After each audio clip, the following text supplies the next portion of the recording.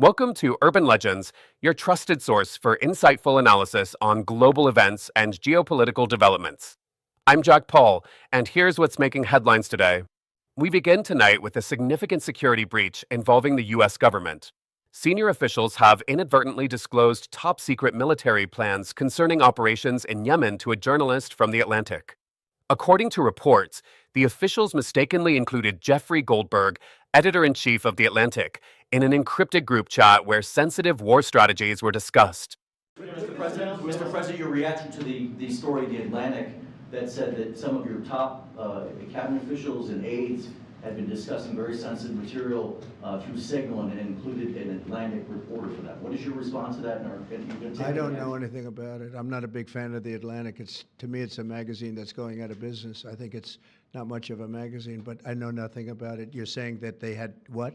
They were using Signal to coordinate on sensitive materials and having to do with what? Having to do with what? What were they talking about? With the Houthis. The Houthis? You mean the attack on the Houthis? Right. Well, it couldn't have been very effective because the attack was very effective. I can tell you that. I don't know anything about it. You're telling me about it for the first time. Anybody else? This accidental inclusion has raised serious concerns about the handling of classified information within the highest levels of government. Among those involved are National Security Advisor Mike Waltz and Defense Secretary Pete Hegseth.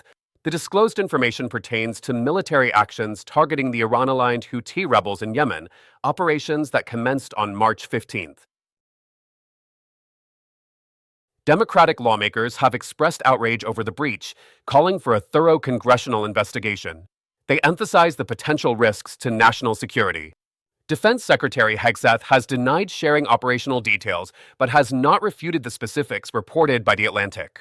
Can you share how your information about war plans against the Houthis in Yemen was shared with a journalist in The Atlantic?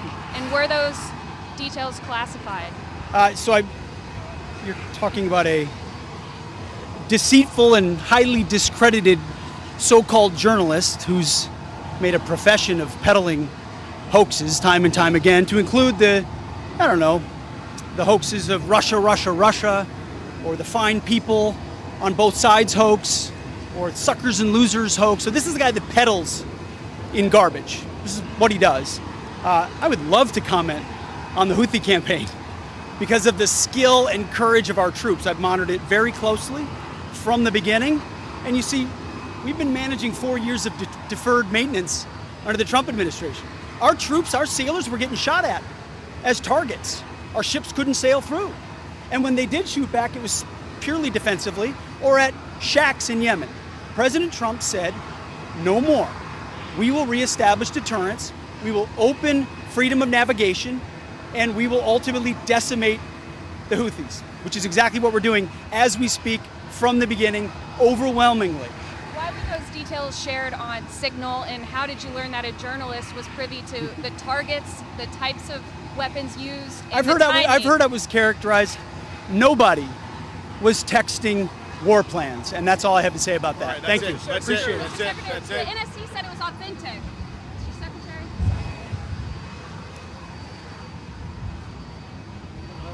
The White House has confirmed the authenticity of the chat and stated that the National Security Council is conducting a comprehensive investigation. Thank you for watching Urban Legends. Subscribe for more insights on global events. Share your thoughts in the comments below. Stay informed, stay engaged. See you next time.